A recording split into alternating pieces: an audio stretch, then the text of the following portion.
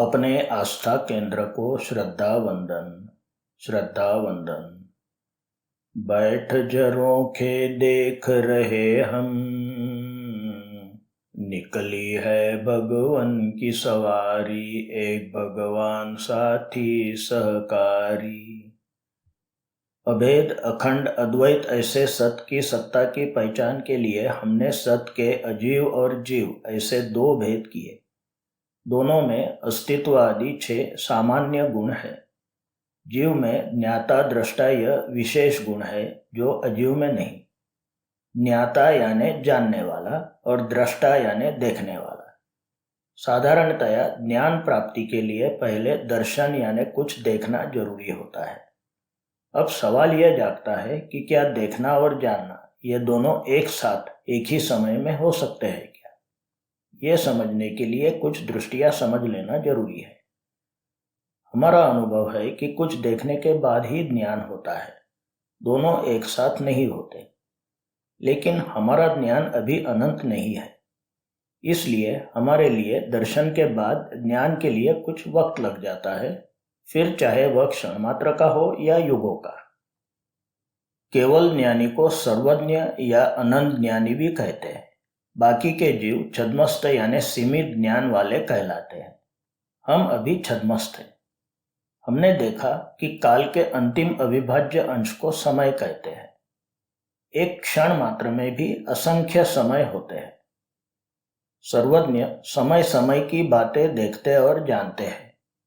समय को आत्मा भी कहा गया है और सर्वज्ञ को समय सार यानी जो समय की सूक्ष्मता तक देखते और जानते हैं ऐसे भी कहा जाता है।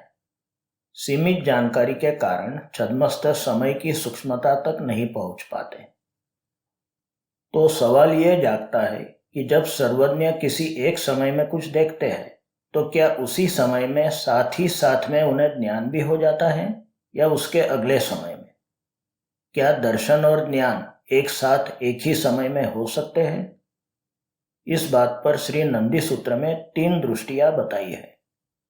पहली दृष्टि यह है कि दोनों एक साथ नहीं हो सकते, क्योंकि जीव का उपयोग जब दर्शन में हो तब ज्ञान में नहीं रह सकता। इसे क्रम भाव कहते हैं। एक समय में दर्शन होता है और उसके अगले समय में ज्ञान।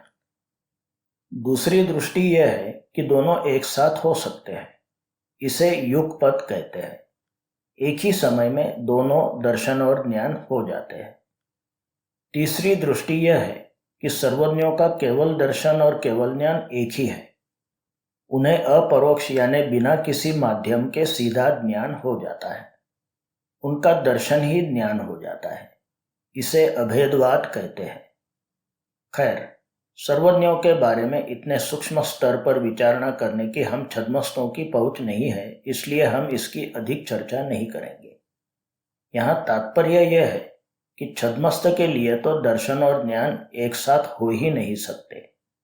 तो अगले वीडियो में छद्मस्त संसारी जीवों के बारे में क्रम से दर्शन के पश्चात ज्ञान की बात करेंगे।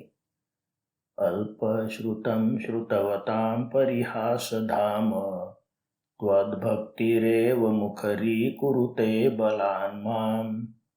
बोलिए उपकारी चराचर सृष्टिमय निसर्गदेव भगवान की जय।